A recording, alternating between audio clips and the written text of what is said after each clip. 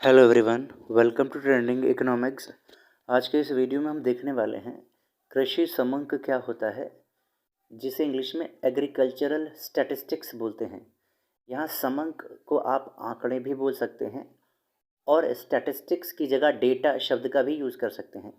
यानी एग्रीकल्चर जो हमारा कृषि है उससे संबंधित जितनी भी हमारी रिपोर्ट्स आती हैं उस पर जो डेटा आता है वही कृषि समंक होता है। अब हम इसको समझने का प्रयास करते हैं। देखिए, सामान्य बोलचाल की भाषा में कृषि समंकों से आशय भूमि के उपयोग, जो हमारी लैंड होती है उसका यूज़ से प्रमुख फसलों के क्षेत्र, वो जो क्रॉप एरिया है, हमारे फसलें जो हैं हमारी, वो कितने एरिया में फैली हुई हैं या कितना उत्पादित होती हैं, प्रमुख फसलों की पैदावार, वही बात जो अभी हमने आपको बोला, इत्यादि संबंधी आंकड़ों से होता है।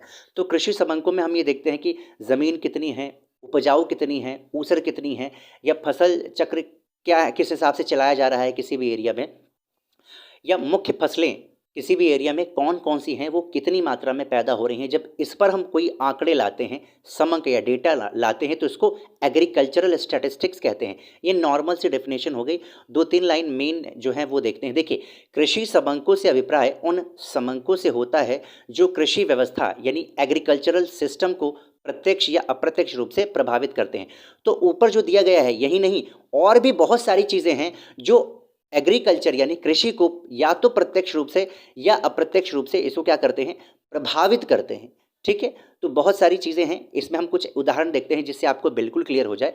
भूमि उपयोग से संबंधित जो समंक आएंगे वो कृषि समंक होंगे, यानी एग्रीकल्चरल स्टैटिस्टिक्स या डेटा होगा।